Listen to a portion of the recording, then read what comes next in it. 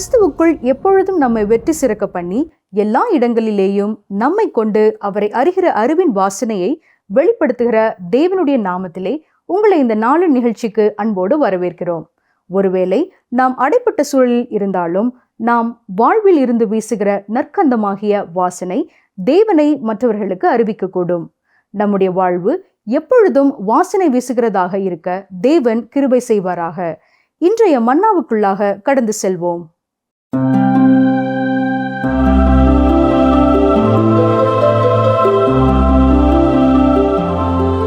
பிரியமானவர்களே, இந்த வேதாராய்ச்சி தொடர் செய்திகளை நீங்கள் பலருக்கு அறிமுகம் செய்வதற்காக உங்களுக்கு நன்றி கூறுகிறோம். உங்கள் தனிப்பட்ட வாழ்க்கையிலே நீங்கள் பெற்றுக்கொள்ளும் ஆசீர்வாதங்களை மறவாமல் எங்களோடு பகிர்ந்து கொள்ளுங்கள். உங்களோடு இணைந்து நாங்களும் கர்த்தரை துதிக்க அது உதவியாயிருக்கும். சரி, இன்று நாம் 2 தீமோத்தேயு 2ஆம் அதிகாரம் 6ஆம் வசனம் முதல் 26ஆம் வசனம் வரை கற்றுக்கொள்ளப் போகிறோம். 2 தீமோத்தேயு 2:6 பாருங்கள். பிரயாசப்பட்டு பயிரிடுகிறவன் பலனில் முந்தி பங்கடைய வேண்டும். 4ஆவதாக, ஒரு விசுவாசியின் வாழ்க்கை ஒரு தோட்டக்காரருக்கு அல்லது விவசாயிக்கு ஒப்பிடப்படுகிறது. நிலத்தை உழுது கர்த்தருடைய வார்த்தையை விதைக்க வேண்டும். விளைந்திருக்கிறதை அறுவடை செய்து ஆண்டுடைய பாதையிலே படைக்க வேண்டும். இப்படியெல்லாம் பேசப்படுகிறது, உண்மைதான். ஆனால் கர்த்தருடைய வசனங்களை விதைக்க வேண்டியதும் அது முளைத்தெழும்பி கனி கொடுக்க செயல்பட வேண்டியதும் நம்முடைய பொறுப்பு. ஒரு விவசாயி விதைகளை விதைத்து அதற்காக செய்ய வேண்டிய காரியங்களை செய்த பின் தான் அறுவடை வருகிறது. சிலர் நாங்கள் உலகத்தையே மாற்றுவோம் என்று சொல்லுவார்கள். ஆனால் கர்த்தருடைய வார்த்தையை சரியாகவும் முறைப்படியும் விதைக்கும் பொழுது மட்டுமே 60, 80, 100 கனி தரும். வாசிக்கிறேன். 2 தீமோத்தேயு 2ஆம் அதிகாரம் 7ஆம் 8ஆம் வசனங்கள். நான் சொல்லுகிறவர்களை சிந்தித்துக்கொள். கர்த்தர் எல்லா காரியங்களிலும் உனக்கு புத்தியை தந்தருளுவார். தாவீதின் சந்ததியில் பிறந்த இயேசு கிறிஸ்து என் சுவிசேஷத்தின்படியே மரித்தோரிலிருந்து எழுப்பப்பட்டவர் என்று நினைத்துக்கொள். கிறிஸ்தவ வாழ்க்கை என்றால் என்ன என்பதை சொல்லிவிட்டு இப்பொழுது இயேசு கிறிஸ்துவை நினைத்து கொள்ளுங்கள் என்கிறார். ஏன் அவர் கூறுகிறார்? இயேசு கிறிஸ்து தாவீதின் சந்ததியிலே பிறந்தவர், நமக்காக மரித்தவர், மேலும் அவர் மரித்தோரிலிருந்து எழுப்பப்பட்டார். அப்படி என்றால் ஒரு நாள் இந்த பூமியிலே இயேசு கிறிஸ்து ராஜாவாக அமரப்போகிறார். மேலும் இந்த வசனத்திலே என் சுவிசேஷத்தின்படியே என்று பவுல் ஏன் கூறுகிறார்? அவர்தான் அவர்களுக்கு இந்த நற்செய்தியை கூறினார். கவனிங்கள், வாசிக்கிறேன். 2 தீமோத்தேயு 2, 9, 10 வசனங்கள். இந்த சுவிசேஷத்தின் நிமித்தம் நான் பாதகன் போல கட்டப்பட்டு துன்பத்தை அனுபவிக்கிறேன். தேவ வசனமோ கட்டப்பட்டிருக்கவில்லை. ஆகையால் தெரிந்து கொள்ளப்பட்டவர்கள் கிறிஸ்து இயேசுவினால் உண்டான இரட்சிப்பை நித்திய மகிமையோடே பெற்றுக்கொள்ளும்படி சகலத்தையும் அவர்கள் நிமித்தமாக சகிக்கிறேன். நான் துன்பத்தை அனுபவிக்கிறேன் என்று இங்கே பவுல் கூறியிருக்கிறார். ஆம், கர்த்தருடைய வார்த்தைக்காக நீங்கள் உறுதியாய் நிற்கும் பொழுது நிச்சயமாய் சில துன்பங்கள் வரும். கர்த்தருடைய வசனத்தை பவுல் மக்களுக்கு போதித்ததால் இப்பொழுது கட்டப்பட்டவராய் சிறையில் இருக்கிறார். ஆனால் வேத வசனம் கட்டப்பட்டிருக்கவில்லை என்கிறார். பவுல் சங்கிலினாலே கட்டப்பட்டிருந்தாலும் கர்த்தருடைய வசனம் ரோம சாம்ராஜ்யத்தின் எல்லா பகுதிகளுக்கும் சென்று கொண்டிருக்கிறது. பவுல் கர்த்தருடைய வார்த்தையை பேசாமல் அமைதியாக இருக்கும்படியாக ரோம சக்கரவர்த்தி பவுலை சிறையிலே கட்டி போட்டான். ஆனால் கர்த்தருக்கு ஸ்தோத்திரம், இன்றும் கர்த்தருடைய வசனம் எல்லா திசைகளிலேயும் மக்களை தேடி சென்று கொண்டே இருக்கிறது. 2 தீமோத்தேயு 2ஆம் அதிகாரம் 11ஆம் வசனம் பாருங்கள். இந்த வார்த்தை உண்மை உள்ளது. என்னவெனில், நாம் அவரோடே கூட மரித்தோமானால் அவரோடே கூட பிழைத்தும் இருப்போம். நாம் அவரோடு கூட மரித்தோமானால் என்பதன் பொருள் என்ன? அதாவது மரித்திருப்போமானால். நாம் எப்பொழுது அவரோடு கூட மரித்தோம்? அவர் 20 நூற்றாண்டுகளுக்கு முன்பேயே மரித்து விட்டாரே. நாம் கிறிஸ்துவின் இடத்தில் வந்து அவரை நம்முடைய இரட்சகராக ஏற்றுக்கொள்ளும் பொழுது அவருடைய மரணம் நம்முடைய மரணமாகிறது. அவர் நம்முடைய பாவங்களுக்காக சிலுவையிலே மரித்தார்.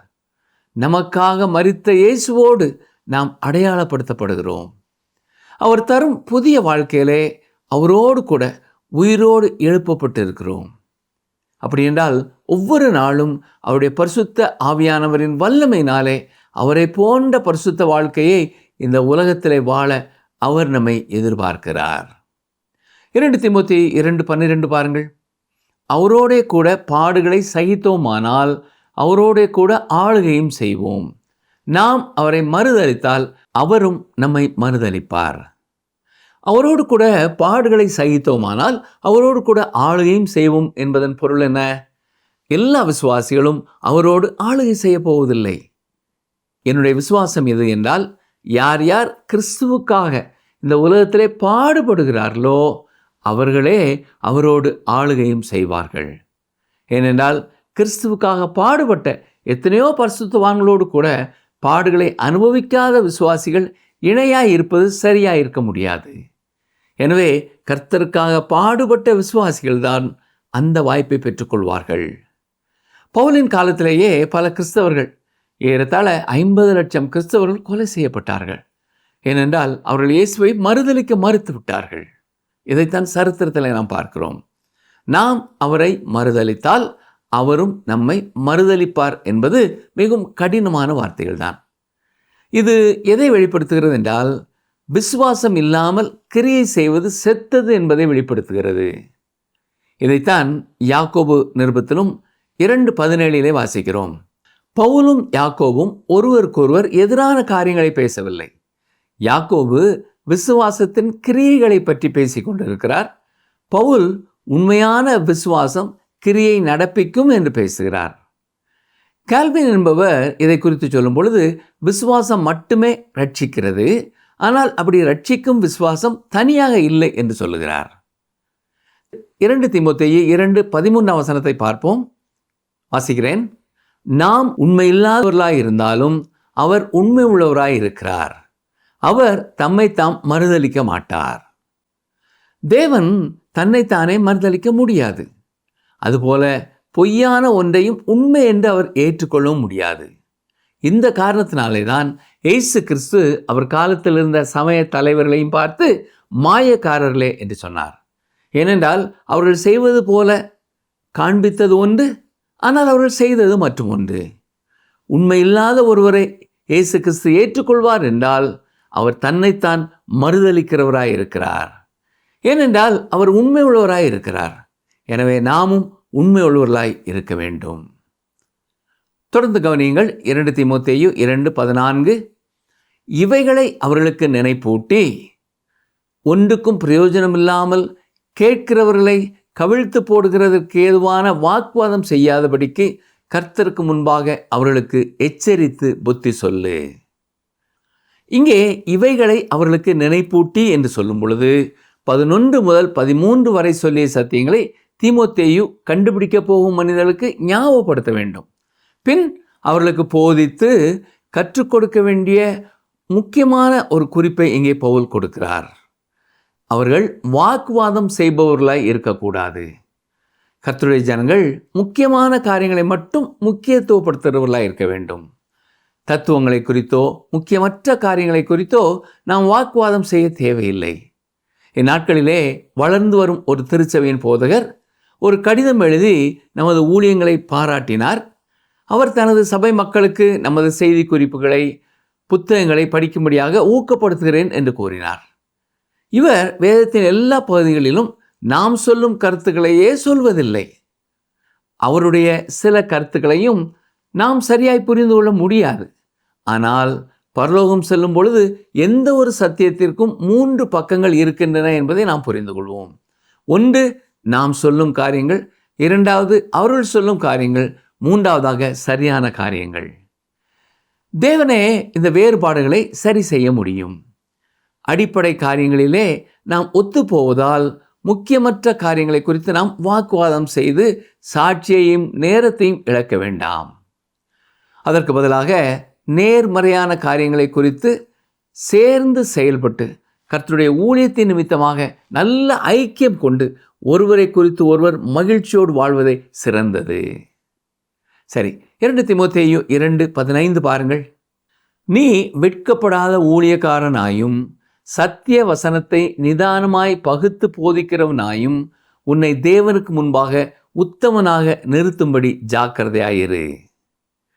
இங்கே வசனத்தை நிதானமாய் பகுத்து போதிக்கிறவனாய் என்று சொல்லும் பொழுது, வேத வசனங்களை ஆராய்ந்து கற்றுக்கொள்ள வாஞ்சையோடு ஒரு ஊழியக்காரன் இருக்க வேண்டும். அப்பொழுதுதான் அவன் தேவனுக்கு முன்பாக உத்தமனாய் நிற்கிறான். இது வசனத்தை முறையாக கற்றுக் கொடுக்கும் ஒருவரை குறித்து சொல்கிறது. அப்படி கற்றுக் கொடுக்கிறவர்கள் நேரம் எடுத்து கர்த்தருடைய வார்த்தைகளை முதலாவது கற்று அறிந்து கொள்ள வேண்டும். மேலும் இவன் கர்த்தருடைய வார்த்தையை சரியாக கையாள வேண்டும். சரியாய் பகுத்து போதிக்க வேண்டும் என்றால் வேத புத்தகம் முழுவதும் இணைந்து பெரிய ஒரு உண்மையான சத்தியத்தை சொல்லுகிறது என்றும், அதன் வெவ்வேறு பகுதிகளும் இணைந்து ஒரே சத்தியத்தை கூறுகிறது என்பதையும் சரியாய் புரிந்து கொள்ள வேண்டும். ஒரு சட்டம் அல்லது ஒரு கட்டுப்பாடோடு முழு வேதமும் ஒருங்கிணைக்கப்பட்டிருக்கிறது என்பதை அறிந்திருக்க வேண்டும்.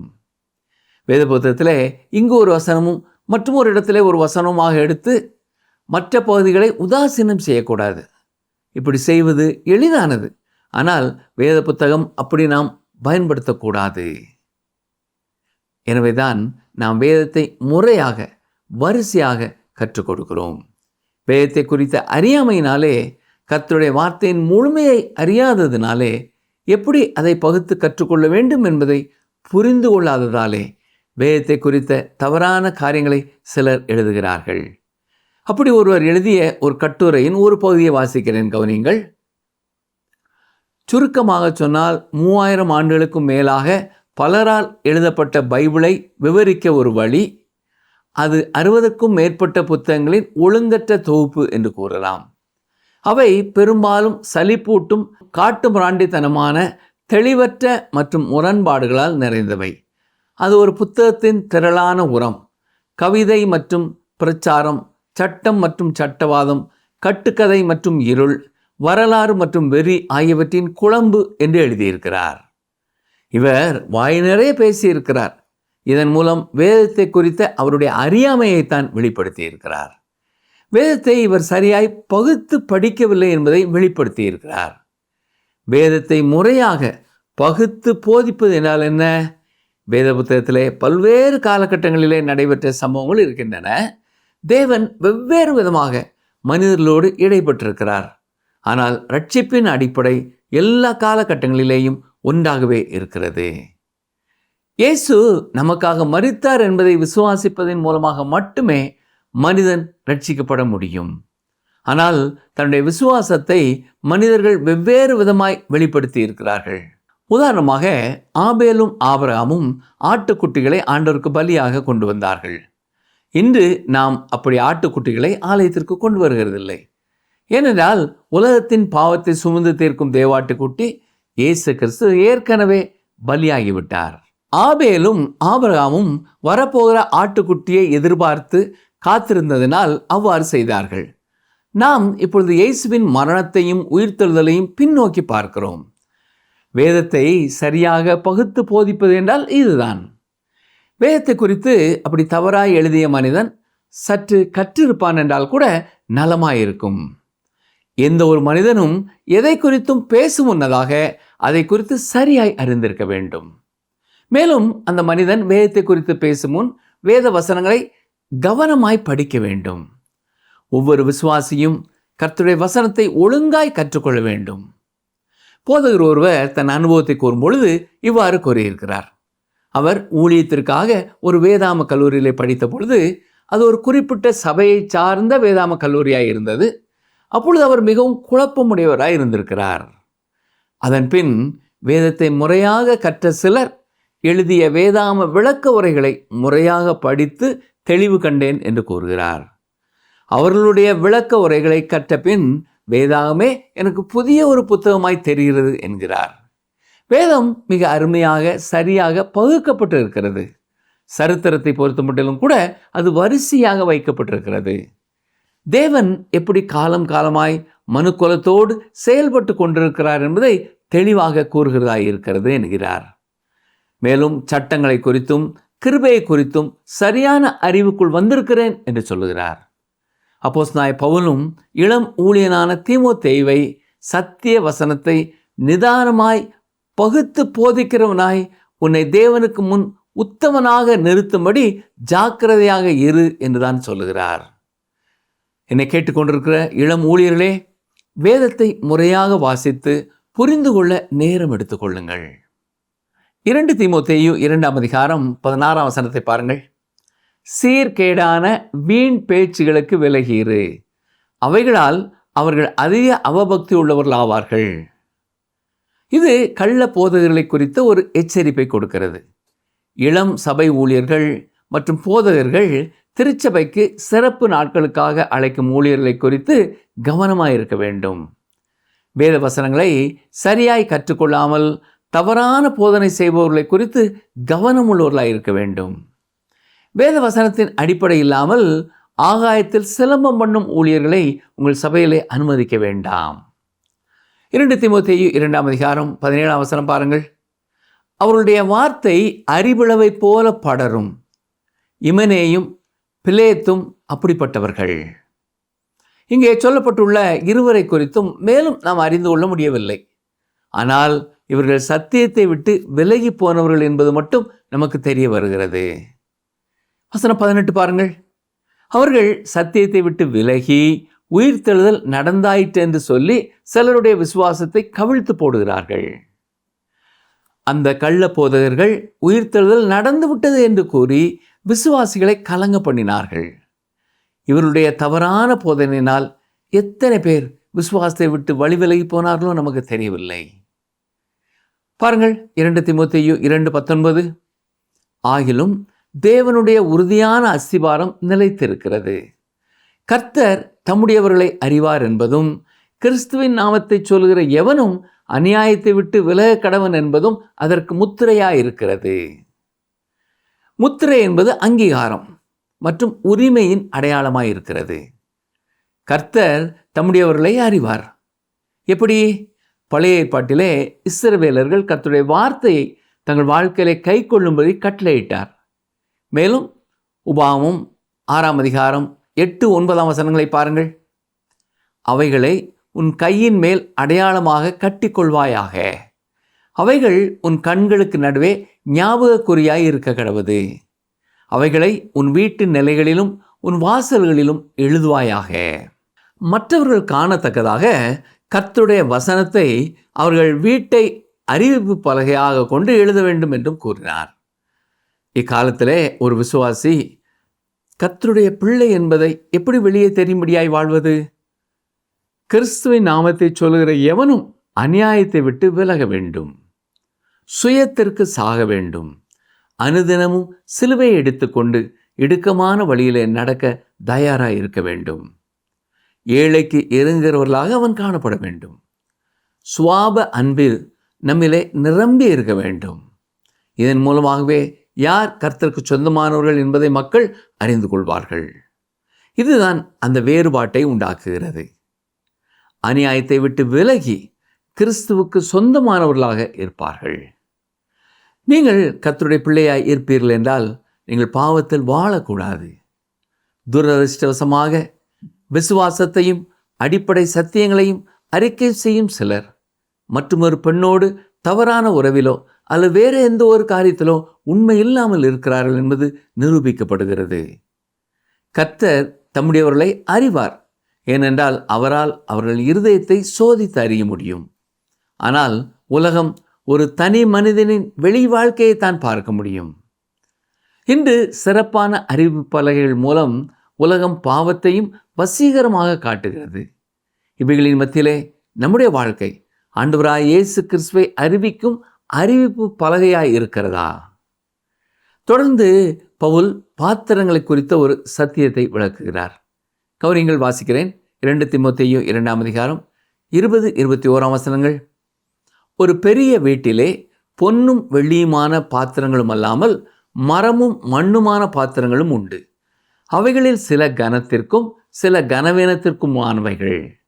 ஆகையால் ஒருவன் இவைகளை விட்டு தன்னை சுத்திகரித்து கொண்டால் அவன் பரிசுத்தமாக்கப்பட்டதும் எஜமானுக்கு உபயோகமானதும் எந்த நற்கிரியைக்கும் ஆயத்தமாக்கப்பட்டதுமான கனத்துக்குரிய பாத்திரமாய் இருப்பான். இந்த பகுதியிலே ஒரு விசுவாசி ஒரு பாத்திரமாக வர்ணிக்கப்படுகிறான். ஒரு பாத்திரம் பயன்படுத்தப்பட வேண்டும் என்றால் அது சுத்தமாக இருக்க வேண்டும். நீங்கள் வனாந்திர மார்க்கமாய் நடந்து செல்கிறீர்கள் என்று வைத்துக்கொள்வோம். அங்கே ஒரு தண்ணீர் தடாகத்தை பார்க்கிறீர்கள். ஏற்கனவே மிகவும் தாகமாக இருக்கிறீர்கள். அங்கே 2 டம்ளர்கள் இருக்கின்றன. அதில் ஒன்று தங்கத்தினால் மிகவும் அழகாய் செய்யப்பட்டதாக இருக்கிறது, ஆனால் அது அழுக்காய் இருக்கிறது. மற்றொன்று மண்ணினால் செய்யப்பட்டதாக இருக்கிறது, அதில் கீறல் விழுந்திருக்கிறது, ஆனால் அது சுத்தமாக இருக்கிறது. இந்த 2இல் எதை நீங்கள் பயன்படுத்துவீர்கள்? இதே போலத்தான் தேவனும் சுத்தமான பாத்திரத்தை தான் பயன்படுத்துவார். அழுக்கு பாத்திரங்களை அவரால் பயன்படுத்த முடியாது. யோவான் 2ஆம் அதிகாரத்திலே கானா ஊரில் ஒரு திருமண வீட்டிலே இயேசு கிறிஸ்து தண்ணீரை ரசமாக்கினார். அங்கே இருந்த யூதர்கள் தங்களை சுத்தி செய்து கொள்ள பயன்படுத்திய பழைய கற்சாடிகளிலே தண்ணீர் நிரப்பச் செய்து தன் மகிமைக்காக பயன்படுத்தினார். இன்றைக்கும் கர்த்தர் அழகான பாத்திரங்களை தேடவில்லை, சுத்தமான பாத்திரங்களையே தேடிக்கொண்டிருக்கிறார். பிரியமானவர்களே, நம்மையும் தேவன் பயன்படுத்தும்படி நமது வாழ்க்கை சுத்தமானதாக இருக்கிறதா? நம்மை நாமே ஆராய்ந்து பார்ப்போம். 2 தீமோத்தேயு 2ஆம் அதிகாரம் 22ஆம் வசனத்தை பாருங்கள். அன்றியும் பாலியத்துக்குரிய இச்சைகளுக்கு நீ விலகி ஓடி சுத்த இருதயத்தோட கர்த்தரை தொழுது கொள்கிறவர்களுடனே நீதியையும் விசுவாசத்தையும் அன்பையும் சமாதானத்தையும் அடையும்படி நாடு. விசுவாசம், அன்பு, சமாதானம், இந்த 3 வார்த்தைகளையும் எத்தனை முறை பவுல் சேர்த்து எழுதுகிறார் என்பதை கவனித்தீர்களா? அவை 3ம் இணைந்து இருப்பதுதான் கிறிஸ்தவ வாழ்க்கை. ஆலயத்தின் முன் நின்று இந்த 3 வார்த்தைகளையும் மீண்டும் மீண்டும் சொல்வதிலே பயனில்லை. இந்த 3 வார்த்தைகளும் ஆலய பிரசங்க பீடங்களிலிருந்து மட்டும் ஒலித்தால் போதாது, சபைக்கு வரும் ஒவ்வொருவரின் அனுபவமாக இருக்க வேண்டும். 2 தீமோத்தேயு 2ஆம் அதிகாரம் 23ஆம் வசனம். புத்தியீனமும் அயுக்தமுமான தர்க்கங்கள் சண்டைகளை பிறப்பிக்கும் என்று அறிந்து அவைகளுக்கு விலகியிரு. இன்று பலர் எந்த சபை பெரியது, எந்த ஊழியர் பெரியவர், யாருடைய பிரசங்கத்திற்கு அதிக கூட்டம் வருகிறது, யாருடைய பிரசங்கம் சரி, எந்த ஊழியர் அதிகமான அற்புதங்களையும் அடையாளங்களையும் செய்கிறார், எந்த மக்கள் அதிகமாக கர்த்தருக்கென்று கொடுக்கிறார்கள் போன்ற முக்கியமற்ற காரியங்களை குறித்து வாக்குவாதம் பண்ண விரும்புகிறார்கள். அப்படிப்பட்ட வாக்குவாதங்களிலே உங்கள் நேரத்தை வீணாக்க வேண்டாம். உலகம் தீப்பற்றி எரிந்து கொண்டிருக்கிறது. காலம் கடந்து செல்லும் முன் எல்லா மொழி பேசுகிற மக்களுக்கும் கர்த்தருடைய வார்த்தையை கொடுப்பதிலே நாம் தீவிரமாக இருக்க வேண்டும். 2 தீமோத்தேயு 2ஆம் அதிகாரம் 24 முதல் 26ஆம் வசனம் வரை பாருங்கள். கர்த்தருடைய ஊழியக்காரன் சண்டை பண்ணுகிறவனாயிராமல் எல்லாரிடத்திலும் சாந்தமுள்ளவனும் போதக சமர்த்தனும் தீமையை சகிக்கிறவனுமாய் இருக்க வேண்டும். எதிர் பேசுகிறவர்கள் சத்தியத்தை அறியும்படி தேவன் அவர்களுக்கு மனம் திரும்புதலை அருளத்தக்கதாகவும், பிசாசானவனுடைய இச்சையின்படி செய்ய அவனால் பிடிபட்டிருக்கிற அவர்கள் மறுபடியும் மயக்கம் தெளிந்து அவன் கண்ணிக்கு நீங்கத்தக்கதாகவும் சாந்தமாய் அவர்களுக்கு உபதேசிக்க வேண்டும். ஒரு விசுவாசி ஒரு அடிமையை போல இருக்க வேண்டும். எல்லா இடங்களிலேயும் அவன் சாந்தமுள்ளவனாய் இருக்க வேண்டும். இங்கே வசனங்கள் ஒன்றுக்கொன்று எதிராக இருக்கிறதே என்று நினைக்கிறீர்களா? எப்படி ஒரு விசுவாசி போர் வீரனை போல போராட வேண்டும், ஆனால் ஒரு அடிமை போல சண்டை செய்யக்கூடாது என்று சொல்கிறீர்கள் என்று நீங்கள் நினைக்கலாம். நீங்கள் சத்தியத்திற்காய் உறுதியாய் நிற்கிறீர்கள் என்றால் நீங்கள் எதில் நிற்கிறீர்கள் என்பதை குறித்து மக்கள் தெளிவாய் அறிய வேண்டும். அதை குறித்து கோழையாய் இருக்கக்கூடாது. யாராவது கர்த்தருக்காக ஆதாயம் பண்ணப்பட வேண்டும் என்றால் அவர்களோடு வாக்குவாதம் செய்ய வேண்டாம். அவர்கள் வித்தியாசமாய் சொல்கிறார்கள் என்றால் விட்டுவிடுங்கள். கர்த்தருடைய வசனங்களை மட்டும் தொடர்ந்து நீங்கள் அவர்களுக்கு கொடுத்து கொண்டே இருங்கள். உங்கள் உபதேசம் சாந்தமானதாக இருக்கட்டும். சரி நண்பர்களே, இன்றைய வகுப்பை நாம் இத்தோடு நிறைவு செய்து கொள்வோம். இன்று நாம் கற்றுக்கொண்ட வேத பகுதிகளும் விசுவாசிகளாக ஊழியர்களாக நாம் எப்படி இந்த உலகத்திற்கு மாதிரியாக இருக்க வேண்டும், ஜாக்கிரதையாக இருக்க வேண்டும் என்று கற்றுக் கொடுத்தது. இதிலே நம் வாழ்க்கையிலே இன்னமும் செயல்படுத்தாத காரியங்கள் ஏதாவது இருக்கும் என்றால் அதை குறித்து நேரம் எடுத்து கர்த்தருடைய பாதத்தில் உட்கார்ந்து சிந்தனை செய்து பரிசுத்த ஆவியானவரின் வல்லமை பெற்று வாழ கர்த்தர் தாமே உங்களுக்கும் கிருபை செய்வாராக. ஆமென்.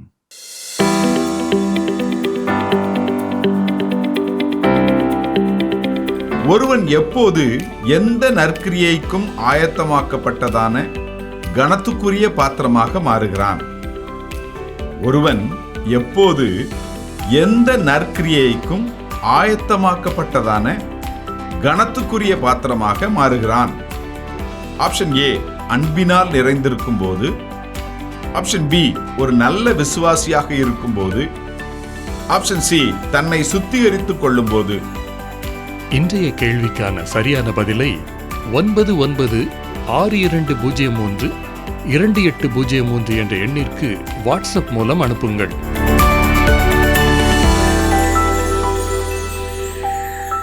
கர்த்தருக்கு பிரியமான அன்பின் நேயர்களே, இந்த நாளின் தியான நிகழ்ச்சி ஆவிக்குரிய வாழ்வில் தொடர்ந்து நடக்க உங்களுக்கு உதவியாக இருந்திருக்கும் என்று நாங்கள் நம்புகிறோம். இந்த நாளின் நிகழ்ச்சியும் கேட்பதற்கு தேவன் செய்த கிருபைக்காக நாம் அவருக்கு நன்றி செலுத்துவோம். நாம் ஒவ்வொருவருமே ஒரு விவசாயி. நமக்கு கொடுக்கப்பட்டுள்ளது சுவிசேஷம் என்னும் விதைகள். அவைகளை நாம் விதைத்து அவைகளை அறுவடை செய்யக்கூடிய அளவுக்கு வளர்க்க வேண்டியது நம்முடைய கடமையாக உள்ளது. ஒரு விவசாயி எப்படி உண்மையும் உத்தமமாக தன்னுடைய பணியை தன்னுடைய தோட்டத்திலே செய்வானோ, அதே போலவே நாமும் உண்மையும் உத்தமமாக தேவனுக்கு முன்பாகவும் மனிதருக்கு முன்பாகவும் நின்று அந்த சுவிசேஷ வேலையை செய்ய வேண்டியது நம்முடைய கடமையாக உள்ளது. நாம் எந்த இடத்தில் இருந்தாலும் அங்கு சுவிசேஷம் சொல்ல வேண்டியது நம்முடைய கடமையாக உள்ளது. நாம் உண்மையும் உத்தமமாக நம்முடைய விசுவாச பணியை செய்ய எந்த இடத்தில் இருந்தாலும் எங்கு வைக்கப்பட்டாலும் நம்மிடத்தில் இருக்கும் சுவிசேஷ ஒளி, தேவனின் அன்பு என்னும் நறுமணம் வெளிப்பட நாம் நம்முடைய இருதயத்திலே வேத வசனங்களை பதித்து வைப்பது மிகவும் அவசியமாகிறது. நம்முடைய விசுவாசத்தை குறித்து கேட்பவர்களுக்கு தக்க பதில் சொல்லக்கூடிய அளவுக்கு நமக்கு வேதத்தை குறித்து ஒரு தெளிவு உள்ளதா? இந்த நிகழ்ச்சி உங்களுக்கு பிடிச்சிருக்கா? அப்ப இப்பவே மிஸ்டர் கால் கொடுங்க. பரிசு வெல்றது நீங்களாவும் இருக்கலாம்.